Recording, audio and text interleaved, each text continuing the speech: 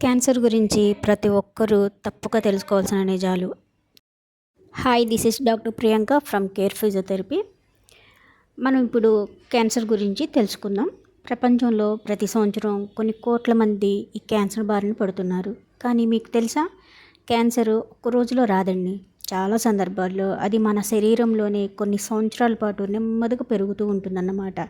ఇంకా ఇక్కడ షాకింగ్ విషయం ఏమిటంటే, చాలామందికి క్యాన్సర్ ఉన్నా కూడా మొదటి దశల్లో ఎలాంటి లక్షణాలు కూడా కనిపించవండి. అందుకే ఈరోజు మీ వీడియోలో క్యాన్సర్ అంటే ఏంటి, అసలు ఎందుకు వస్తుంది, చెడు అలవాట్లు ఉంటేనే వస్తుందా, అసలు లేకపోయినా వస్తుందా, ఏ లక్షణాలు కనిపిస్తాయి, దాన్ని ఎలా మనం కంట్రోల్ చేసుకోవచ్చు అనేది పూర్తిగా తెలుసుకుందాం. మొదటిగా క్యాన్సర్ అంటే ఏంటి. మన శరీరంలో కొన్ని లక్షల కోట్ల సెల్స్ ఉంటాయండి. ఇవి ఒక లిమిట్లో పెరుగుతాయి. లిమిట్లో పెరిగిన తర్వాత ఈ ఓల్డ్ సెల్స్ అన్నీ కూడా డెడ్ అయిపోయి తర్వాత న్యూ సెల్స్ అనేవి పుడుతూ ఉంటాయి. కానీ కొన్ని సెల్స్ మాత్రం వాటి లిమిట్ని క్రాస్ అయిపోయి ఆగకుండా కంటిన్యూగా గ్రో అవుతూనే ఉంటాయి. వాటిని క్యాన్సర్ సెల్స్ అని చెప్పుకుంటాం అన్నమాట. ఈ కణాలు ఒక చోట గడ్డలా మారవచ్చు. దానిని ట్యూమర్ అంటాము. అయితే అన్ని ట్యూమర్స్ క్యాన్సర్ కావండి. వీటిలో రెండు రకాల ట్యూమర్స్ ఉంటాయి. ఒకటి బినైన్ ట్యూమర్, అయితే ఇది ప్రమాదకరమేం కాదు. రెండోది మాలిగ్నెంట్ ట్యూమర్. ఇది మాత్రమే చాలా ప్రమాదకరం. ఎందుకంటే ఒక అవయవం నుంచి ఇంకొక అవయవానికి కూడా ఇది స్ప్రెడ్ అవుతూ ఉండే క్యాన్సర్ అన్నమాట. ప్రపంచాన్ని ఆశ్చర్యపరిచే నిజాలేంటో ఒకసారి చూసుకుందాం. క్యాన్సరు ఒక్క రకం కాదండి, 200 కంటే ఎక్కువ రకాల క్యాన్సర్సే ఉన్నాయి. ప్రపంచంలో ప్రతి ఒక్కరికి ఒకే క్యాన్సర్ రావాలని రూల్ కూడా ఏం లేదన్నమాట.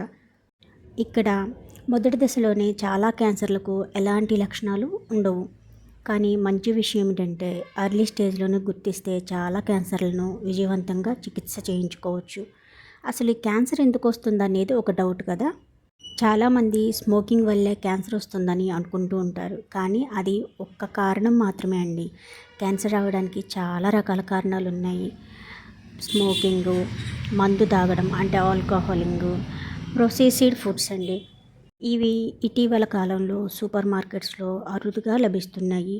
ఇంకా ఈజీ టు మేక్ అని అందరూ వీటికి ఎక్కువ మొగ్గు చూపుతున్నారు. ఇంకా ఒబెసిటీ ఉన్న వాళ్ళకి కూడా క్యాన్సర్ వచ్చే అవకాశం ఉంటుంది. దీనికోసం ఎక్సర్సైజ్ చేయాలండి. ఎక్సర్సైజ్ చేయకపోయినా కూడా క్యాన్సర్ వస్తుంది. ఇంకా మిట్ట మధ్యాహ్నం మంచి బగబగా మండే ఎండలో చాలామంది వర్క్ చేస్తూ ఉంటారు.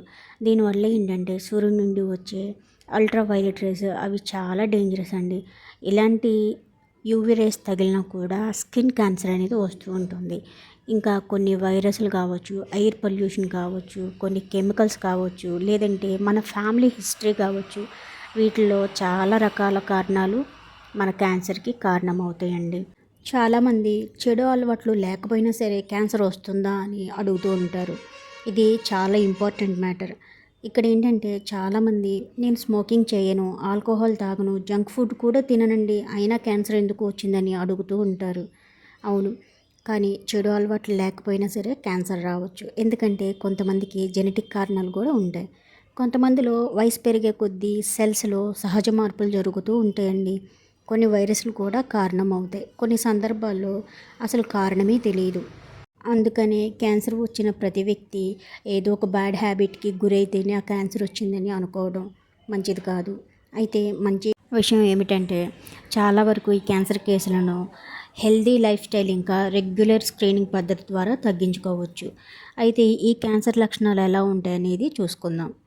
సడన్గా వెయిట్ లాస్ అవ్వడం, ఎక్కువ రోజులు దగ్గు రావడం, ఇంకా ఏదైనా బాడీ పార్ట్స్లో ఎక్కువగా బ్లీడింగ్ అవ్వడం, శరీరంలో ఎక్కడైనా కొంచెం చిన్న చిన్న గడ్డలుగా కనిపించడం, ఏదైనా ఒంటి మీద ఉన్న మచ్చల్లో మార్పులు కనిపించడం, ఎక్కువగా అలసట, ఇంకా ఊరికే నీరసించిపోవడం, మీ మోషన్ లేదా యూరిన్లో బ్లడ్ పాస్ అవ్వడం, ఇలాంటి లక్షణాలు మీకు ఏమైనా కనిపించినట్లయితే వెంటనే పరీక్ష చేయించుకోవడం చాలా అవసరం.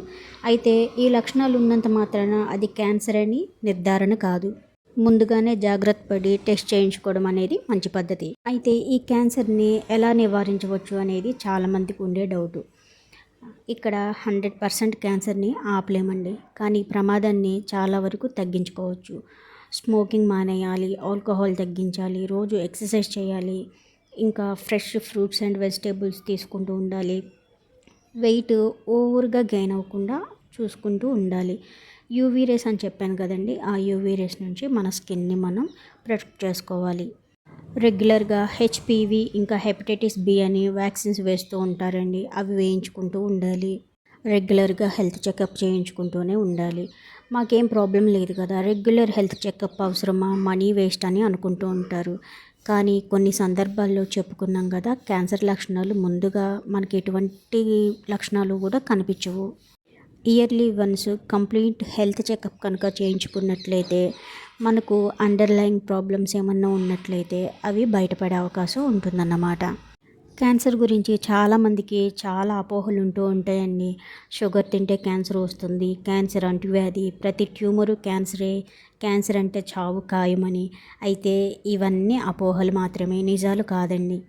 మొదటి స్టేజ్లోనే గుర్తిస్తే చాలా క్యాన్సర్లకు చికిత్స అవైలబుల్గా ఉంది. చివరగా ఒక మాట, క్యాన్సర్ అంటే భయపడాల్సిన వ్యాధి కాదు, కానీ నిర్లక్ష్యం చేయకూడని ఒక వ్యాధి అంతే. మన శరీరం ఇచ్చే సంకేతాలను గమనించండి, సమయానికి టెస్టులు అవి చేయించుకోండి. ఈ వీడియో మీకు ఉపయోగపడితే మీ కుటుంబ సభ్యులు ఇంకా మీ ఫ్రెండ్స్తో తప్పకుండా షేర్ చేయండి. ఈ వీడియో కేవలం మీ అవగాహన కోసమే. మరికొన్ని హెల్త్ వీడియోస్ కోసం మన ఛానల్ని సబ్స్క్రైబ్ చేయండి.